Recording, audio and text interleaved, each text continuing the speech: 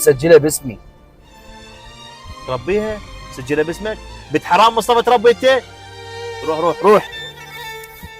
عايش فيك يا معود.